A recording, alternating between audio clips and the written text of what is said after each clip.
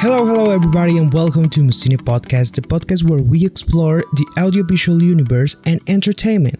And today, we are on our music issue because listen to this. Working with my fingers to the bone, and baby, could I bring to life the words in her soul and sing the answers to a song? That is Thomas Harpole, an independent artist with a beautiful voice and an amazing songwriting. And today we have him on our show to talk more about his music and his new album, which, by the way, is amazing. So let's stop talking along, and without further ado, here is the interview with Thomas. Remember that you could subscribe to this podcast if you want to hear more about our music issue, where we take interviews with all the independent artists we can reach out, and we explore more about their music, their lyrics, their songwriting, and all the rhythms that they represent. So go ahead and subscribe.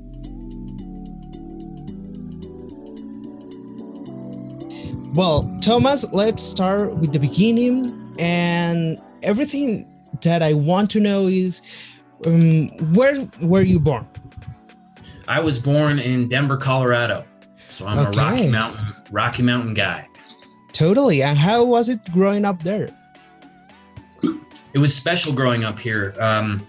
It's a very, I grew up as a Boy Scout, camping and backpacking and fishing and doing those things with family and friends. And that's amazing. Colorado is a special place. It has more sunshine than many places in the United States, even in the winter.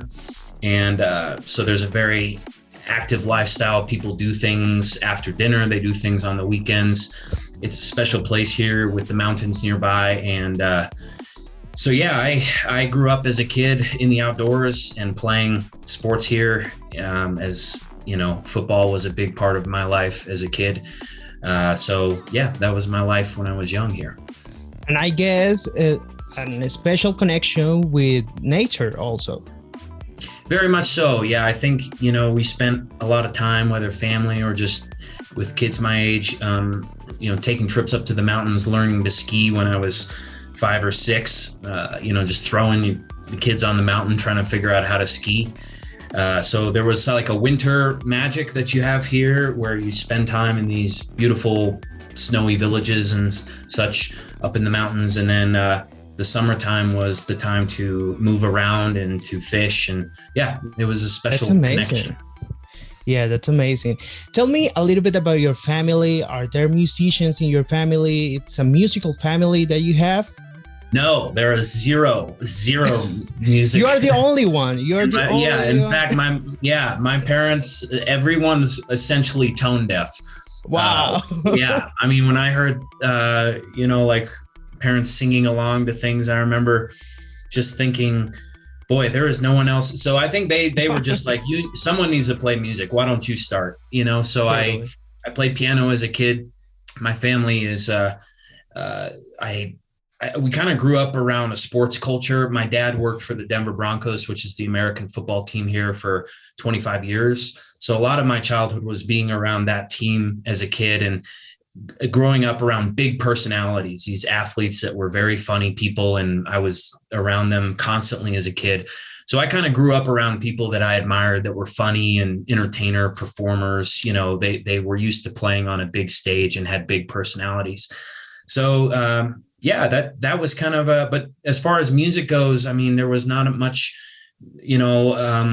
everybody was tone deaf. I used to sing. I couldn't really sing much as a kid.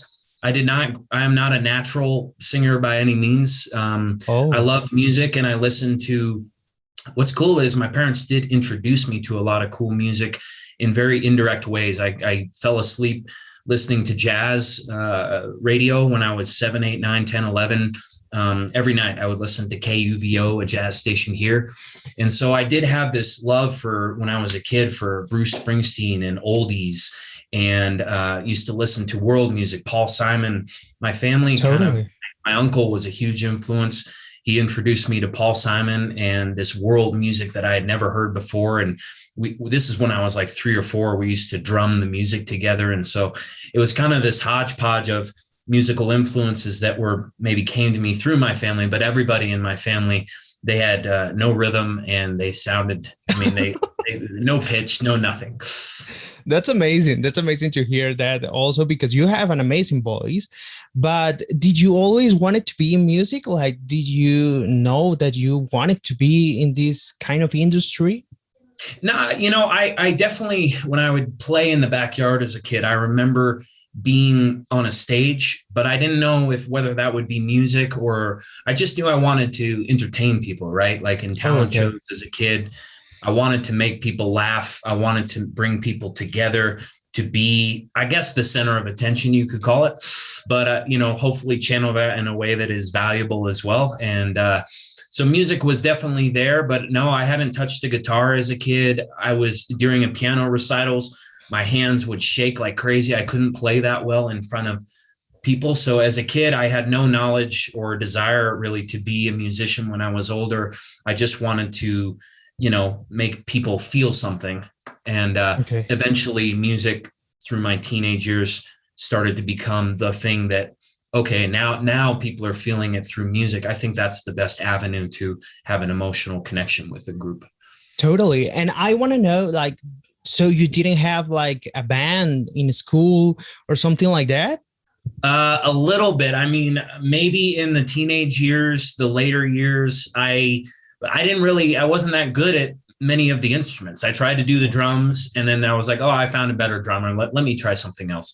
Okay. And then I picked up the acoustic guitar, and then I was like, oh, my friend, he can sing way better than me. Let's have him sing. So in a weird way, I was sort of the conductor, and I would maybe find a place on piano, but the songwriting didn't really happen until late teenage college years, which is when I actually started to say, you know what, I could do this myself. And I think people are moved when I do, and I'll give it a shot. Yeah, totally. How did you realize that you had that beautiful voice that you have? Like, how do you realize, was there a special moment that people say to you like, okay, you sing very well, something like that? Well, thank you. Honestly, it was through a lot of hard work. It was learning, because if I go back and listen to the way that I sang as 18, 19, 20 or 17, I mean, it is so bad. It is like, I hope to show people someday that the evolution. You can learn far more than you think. You know, this is not music is not always just some magical gift that you either do or don't have, right? There's definitely the hardworking musician that needs to acquire technical skill, and then there's the person that has the natural skill, no different than athletics, right? So I actually, I think I wanted to have a sound. I think it started with being a genuine performer and hopefully sounding like yourself and not trying to copy anybody. Obviously I have many influences, especially in the acoustic world, but yeah, man, I think that it comes from repetition. It comes from singing in front of people, listening to that performance and saying, you know what, I could have held that note longer, or I could have just been a little more relaxed. It kind of sounds like I'm shouting there pretty nasally in that bridge, you know, nasally was a big issue. So it's a process no different than learning any kind of skill, is the repetition and the feedback loop. And then, but all of a sudden when you see people that are moved by a performance, they don't always even listen to the quality of the voice. So that was another thing, is saying, well, wait a minute, those people aren't even really listening to, they don't hear the criticism of yourself like you do. You know, they see a story and they listen to a story, and the technical components of the voice come second, right? So that's a good benefit, is if you tell the right story and the right connection, people really don't care if you sing it A+ or just pretty good, because the story is what moves them. I think that amazed me, and that is something that I really didn't know. Like, for example, I think that all singers have this natural gift that they receive and something like that, but what you say is very, very special. Like, it's hard work. It's not something that is just a gift. And that for me is amazing. What did your family say about that taste for music and that taste for music as a career? Sure. I mean, I've always my family my mom always wanted me to continue doing creative work and music, regardless of what I do. But they kind of also said, is this something you would want to do full time, 16 hours a day for 10, 20 years? And when I really looked at that honestly, I kind of said, yeah, not really. I have always, as a kid, been an entrepreneur. I've always loved starting businesses. I've always loved providing service to other people or coming up with products and ideas. So for me, I always viewed it as I kind of would go insane if I really had to do just music, I think, for my whole life. So they were also saying, you know what, you can do more than one thing. Like, that's where the world is going. You can go to university and get a degree and work in a business or start your own business and do music as on, equally on the side of that. And maybe you'll be happy. And so they never really said, they just let me kind of explore what I want. And they said, follow your passion. And if your passion also happens to be doing something else, like it is for me, music and running my business. Yeah. They said, do it all, man. Just don't waste time. That's, you have 16 hours a day, do 7 hours of each if you want. It's far more, there's more gray area, I think, than it is. I was born to be a full-time musician. I have all the music skills and I'll do it forever. It's like there are other models that you can follow as a creative. And so did you study music in college or something? No, I took some music courses, but no, my main way of learning was to hang around musicians that were way better than me on the instrument, on songwriting, music theory, performance. And that's what I did. So I always tried to make myself the worst musician in the room, right? Because then you have nowhere to go but up, or to learn and absorb everything that's around you. And as long as you don't get too dejected that you can't, shred a solo like they can, I think you'll be just fine. You'll be pushed to be better. And when was that moment that you said, okay, I'm going to be a musician? Well, I think my whole thing was, it was like, I'm going to write songs because about 17, 18 years old, I just said, I cannot, like, this has to come out of me, right? Like, I can't get through the day without this song stuck in my head, this idea. I can't focus on anything. I can't talk to people. I can't sit still. I want to walk and I want to write the music. So it almost became a way. I had a lot of pain when I was 18, 19 at university. I was in Boston and very far away from home. I had huge trouble making friends, and I was probably quite cynical and negative. So music songwriting became the way for me to deal with these pretty rough feelings that I was having, and all of a sudden music songwriting, it made it okay to feel these things, this self-loathing or this isolation, this frustration with how life is going. It became a way to still hang on to a little bit of joy in the process of this art and humanity, despite feeling very empty, right? So it's not always like you feel great and you write the music. It's like, well, there was no conscious decision to become a songwriter per se, but there was definitely a decision to say, I need to deal with this pain that I'm having in the right way, or in a way that is productive. And songwriting for me feels right. And it feels like if one other person, when I sing this, feels connected to what I'm doing, then hey, at least I helped one person this day. Yeah. And that's why I do what I do, just for one person. Yeah, totally. That's amazing. That's really amazing. I want to know also, where did you learn to play instruments? Because you play the guitar also. Yeah. I played piano as a kid and I really enjoyed it. But I was always drawn to jazz and to sounds that were outside of the scope of what I was learning on the piano. And so I kind of picked up the guitar about 15 years old during a Christmas break once and tried to learn some basic riffs. And then you just get hooked, and like, maybe it's the obsessive compulsive side of me, but like you can't put it down, right? You almost you're so anal that you're like, I am going to sit here for 5 hours until I learn this piece. Yeah. Right. And then I'm going to break through that ceiling and try this next thing. And I'm going to break it down into slower bits. And so, in those teenage years, I picked up the guitar and kept playing on the piano a bit, and then just tried to learn to sing and to relax and to take breaths and just relax your body, because I was very stiff. And I mean, I've been through the full gamut of feeling like music is impossible to play and sing, to like, okay, now at least some people like what I do and I like what I do, which is part of the battle too, right? So it was in those years, though. It was in the years of, okay, I need to find a productive way for me to enjoy life if some of these things are not going too well. Yeah, totally.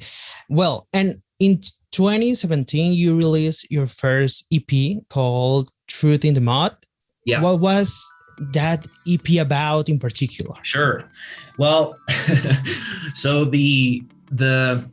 I just wrote these songs and recorded them one summer when I got back home. I was living overseas for years, and I was in Australia and Cambodia, which was very impactful for me, teaching and working on some charity projects and such. And, you know, I came back, I didn't know what I wanted to do, but I knew I wanted to write an album, because regardless of, you know, what I wanted to do in life, the music was always going to be there, right? So I said, okay, let's just do this. Let's make it happen.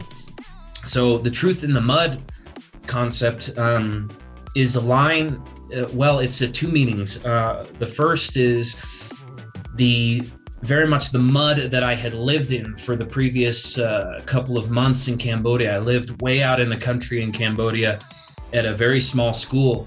And when it would rain, all of the roads were only mud, right? In that type of place.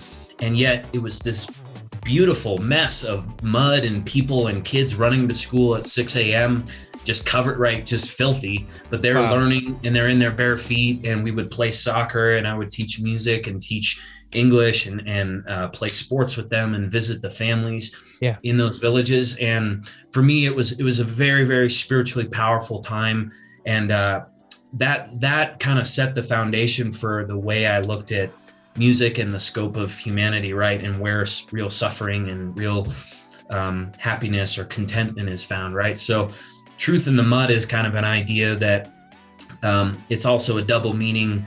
So it was a physical mud of that world, and the truth and love that I very much felt alive in the mess of a place like that, right? And then back in America, which was so clean and sterile, but also felt, you know, very empty here. When I returned, there was no community in my neighborhood of people sitting around, and, you know, it's so different here. So part of that was holding on to that certain truth that I found in that world. The other half of the Truth in the Mud is from a book called Notes to Myself, My Struggle to Become a Person. And it's a very powerful book. It's by a psychologist that wrote all of these notes to himself to help him with all of these struggles over many years of his life. Wow. So the book is amazing. It's called Notes to Myself. It's if you Google it, I'm sure you'll find a very popular book. And at the end of that book, he mentions this little passage called, it's something along the lines of, but my life, as much as I would love all these things to be clean and neat and perfect in my life really does happen in the mud. And he says, come and play with me in the mud. And I think that is the perfect metaphor for maintaining a childlike spirit in your life, as well as just understanding that nothing ever lines up. Nothing is perfect. Timing is never perfect. People are never perfect. There is so much messiness in life that being able to find the truth in that is powerful, important. And that's why I put it in the song Hero at the end, right? At the end of the bridge, where I end it by saying where love lives. Is if there's only one thing I could teach my kids eventually when I have them, is that life happens in the mud, and so does love. Totally. And that's amazing. One of my favorite long-winded answer, man. Sorry. That's amazing. That's amazing. No, that's amazing. Talk to me everything you want to talk about your music, because one of my favorite songs about that EP was Gone. And oh, cool. It's amazing. Like, the rhythm is so great, your voice is amazing, and the songwriting is so cool. So like, you really want to take a message to the people, and that's amazing. Like, that's music. So when did you know like you could write songs, like you could like create these kinds of music and poems and things like that? Well, I just said, just do what you enjoy doing on your own, and ask a few people around you, what do you think of this? Right. And ask people that'll tell you the truth. Hey, what can I make better about this song? Like, does this sound good? Do I sound authentic? Or are people going to look at it and say, this person just hasn't found their voice yet. Right. So I would say the feedback is important, but I think the important thing is to hold yourself to a standard and say, okay, I'm going to record a piece of music here. I'm going to write the chords. I'm going to figure out a melody, and I'm going to sing it. And then I'm going to listen to it as if I were my own audience member and say, where could I make this song better? Where could the chords be a little tighter? Is this too long? I have a habit of writing long songs, can never get them down under 5 minutes. And me and my engineer, Matt, have a joke about this in the current album, right? Because it's virtually impossible. So understanding where the value, like what is the listener going to feel when they hear this? Are they going to be able to relate to it? I think there's an interesting argument about whether you're writing music fully for yourself, or do you keep your audience in mind when you're writing the music? Because I think it's a mix of the two. You don't want a musician that writes totally, congratulations, he wrote stuff for himself and that's therapeutic, that's good, but the story didn't carry over to anybody else that's listening. Yeah. But if you write music only for the listener that has very little feeling or has not been internalized much by you, let's say you manufacture music, some would call it, you're only really writing music to sell, or to, there has to be, the listener has to see that connection with the songwriter and say, that was his story, that happened to him, or you can see it in the performance that clearly it's coming from a personal place, because people always see the human being behind the performer. They want to know that person is a real human being and is just like them. That's the cool part, is everybody wants to know what kind of person, who is that guy? Is he really, is he a nice guy? Is he pretending in his music? What's he like behind? And so the closer you can marry those two, I think the better your songs will be. Do you always put your experiences, your lifestyle in your music? No, I don't. And you'll see on this new album, there's a song I wrote from a father's perspective, sitting in the bed with his daughter, before they go to sleep. There's songs about loss, a song that I've been working on recently, the Water Song, right? That's not about me. That's about somebody I knew that had that their wife was paralyzed in an accident. And no, I actually really love and rely on listening to other people and being that's amazing.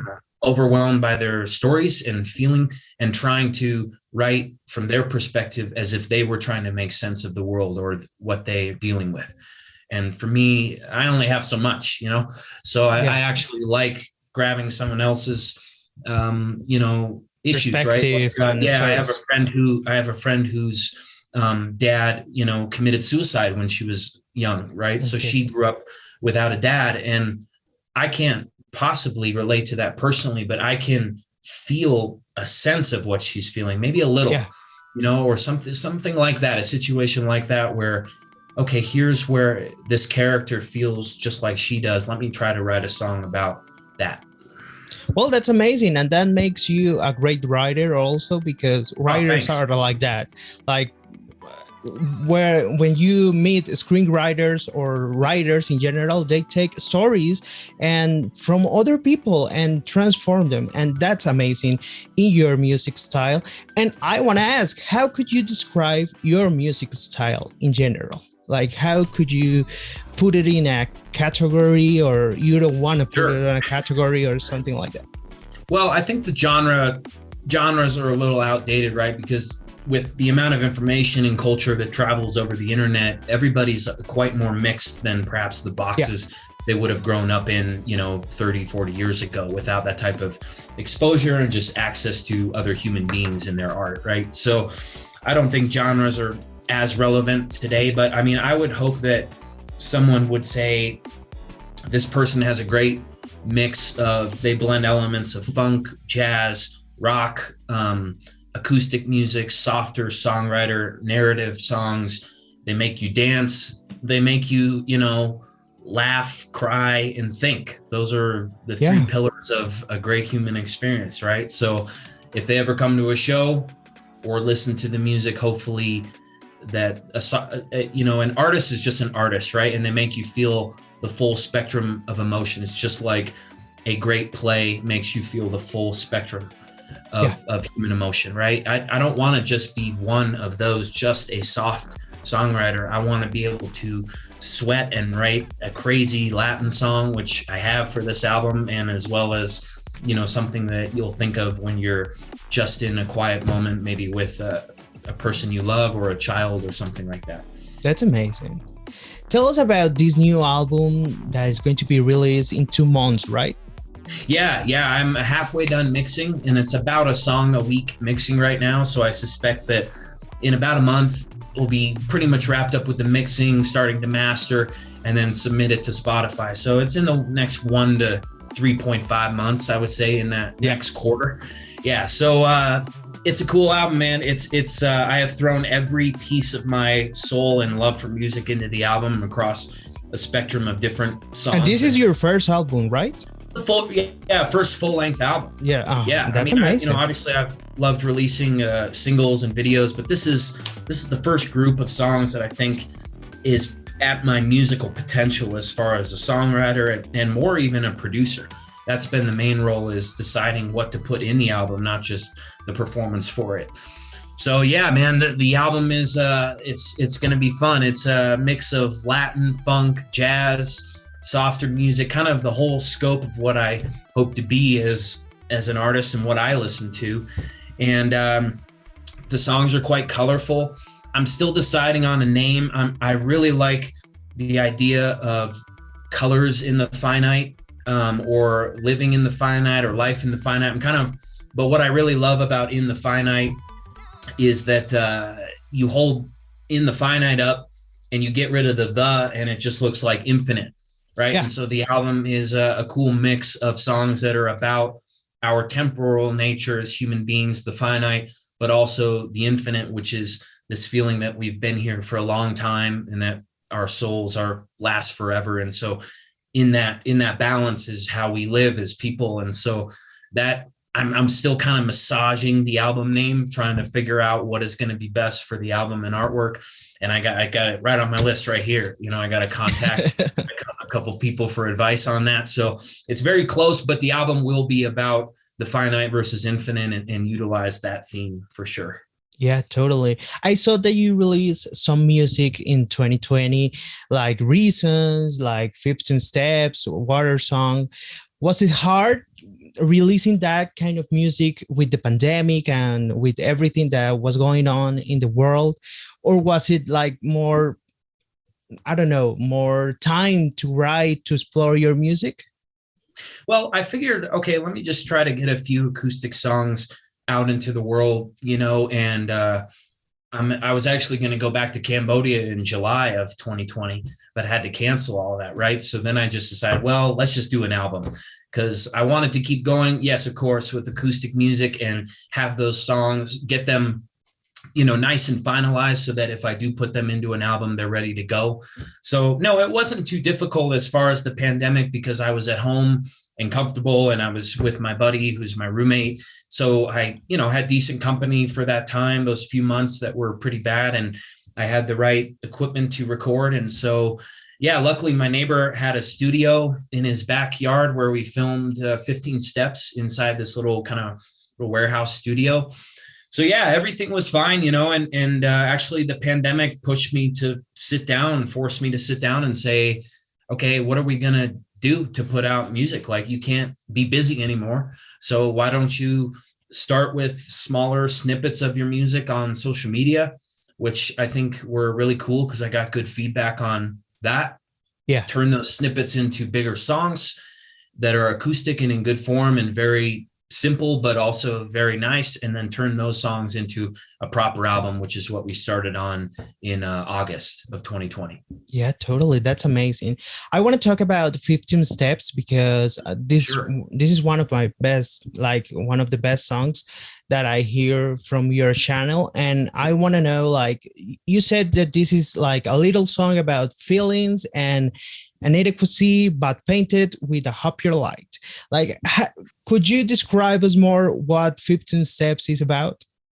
Yeah, I will leave that for the listener a little bit too, because hopefully there's some mysteriousness to maintain in that idea, right? There's a little bit more than perhaps I'll reveal, but the 15 steps is essentially a concept of feeling inadequate, or like you're almost familiar, or you almost are there to the kind of person you want to be.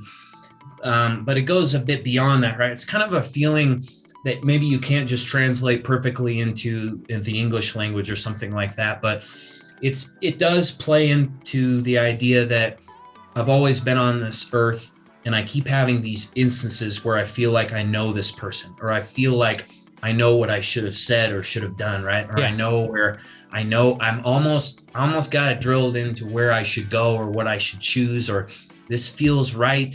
So the 15 steps is just an idea that, how do you deal with this feeling that you're not perfect, right? And that you're just shy, 15 seemed like the right number, I guess, just shy from being at perfection, right? And so but that is the reality that we live in, is that we'll never really achieve making the right decisions our whole life, or, but the 15 steps is also presented in the second verse as more of a feeling of nostalgia, right? In that you've already done a lot of these things perhaps in a past life, and sometimes it does feel that way too. And so you're almost, the 15 steps is that gap where you're trying to figure out, have I done this before? Have I been here before? Have I had this experience with this person before, right? Or do I have this wisdom or this nostalgia that will guide me because I've done all this before? So it's a song that kind of ponders whether that's real or not. How long did it take you to compose all this music? Like, there's a lot. Like, how long does it take to write and song, man? I can't write short songs. I kind of wrote the first verse in the second at separate times, and they were going to be in separate songs. But I figured, you know what? I can just keep alluding to the same theme. It's basically the spirit of our being, right? That feels familiarity in the world, and that's 15 steps, kind of just the analogy that's of that being familiar with the world. But so I mean, it took probably a month or two to get everything squared away last April and May, and get the song tracked and figure out how to end it. Okay.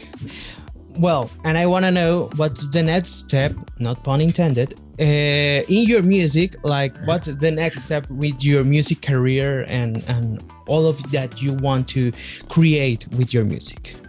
Sure. I mean, I'm a happy person just to receive the messages that I do about where the music has gone. And I think being able to market the music and promote properly to other places in the world, for me, is just as exciting as promoting to people in America. That the last thing I would ever want to do is to box myself into just the small place that I come from and surrounding people, right? I mean, my whole life has been a curiosity, fascination, and love for other places and cultures in the world, and sometimes not even feeling that much at home in the US.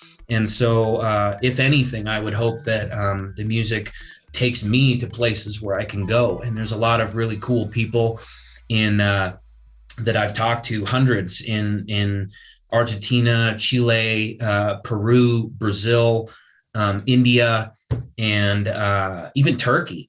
And so I think naturally my love as a human is to go explore those places and be there and be among the people and find a connection there. So I hope that my music simply takes me to those places maybe once a year, or some regular relationship that I have with people in those communities, so that I can go play music, even if it's just once a year or something like that in those parts of the world, and look forward to that and have it hopefully get bigger each time. And I think music is, for me, the foundation of human relationships. So I think that the more musicians that I can meet in around the world, and it just allows me to be more of an explorer, more of myself that I already would be doing, if I wasn't even releasing it to the world. So I mean, I aspire to be around artists that are 50 times better than me as far as the way they play their instruments, the way they write music, to be inspired and continue to release digitally, obviously through social media and Spotify. But for me, primarily, it's as long as I have this feeling of I want to get this stuff out, get these stories told, because that for me at this time feels the way that I can best serve humanity, then that's what I'll do, and I don't really I'm in it for the long game, dude. I'm not trying to make a dollar from anybody. I love real estate. That's my whole life here. I buy houses and renovate them and sell them. And I love running my business. So it's like, when you're really in it, as far as the passion, the art that you do, you're not trying to monetize heavily. You're just, this is your life. There is no end. There's no time where you say, oh, I got to put this down now, because you've set it up in a way where it's just an extension of you living right in the world. Yeah. Your artist. So that's my idea. I don't really keep like hard goals, because I know that as long as I just keep pursuing the process of having fun and writing to move other people, that, the results will take care of themselves, but you have to have fun. But with this new album, would you love to go to a stage or something to sing and to show your music? Yeah, I think so. I think I would love to play bigger stages here around Denver and play in pavilions and, be a great, we're mostly regional, the guys that I play with now and girls. So I would love to be a great opening act for a big band that comes through Denver, right? And they say, oh, you got to bring out Thomas and his pals, because they have a great draw and they're a great show, and you'll just love how they warm up the audience. I mean, yes, locally, I would love that. If there were ever an opportunity to go to other countries for me, or other cities in the US, and just have a one-off, show at music festivals, that kind of thing. I don't know if we'll ever hit it touring like 100 cities, because of the way that I live my life, and the musicians that I choose are very busy. But I would love to be able to take my music operation and plug into, any exciting event or place in the world, because I'm ready to go.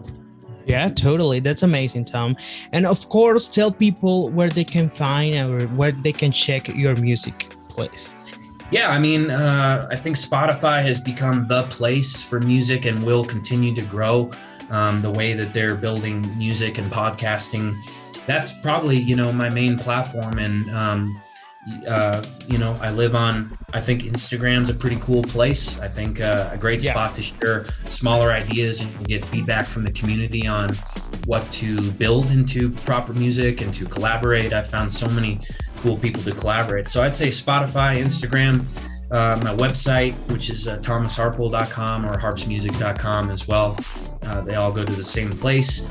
And yeah, man, I mean, who knows what platforms will come alive in the next few years, but I think just being in touch, jumping on my email list would be cool. And I do a podcast too, which is about music, creativity. I've just done only about 10 to 12 episodes so far, but they're getting good feedback. And so you can find me there just by searching my name too. And please go and check out Thomas Harpole, because his music is so amazing and so delicious to hear. I don't know if you can say delicious in English, but that's a verb in Spanish that we use to describe something that is really awesome. Go and check out 15 Steps. Go and check out Back to My Grace, because those are my favorite ones and really are so amazing, well written, and so passionate. Like, there is passion on this music and you can hear it. So go check out Thomas Harpole, and remember that every single week we have a music issue where we explore with one independent artist all about their music. So subscribe, because you don't want to miss that out.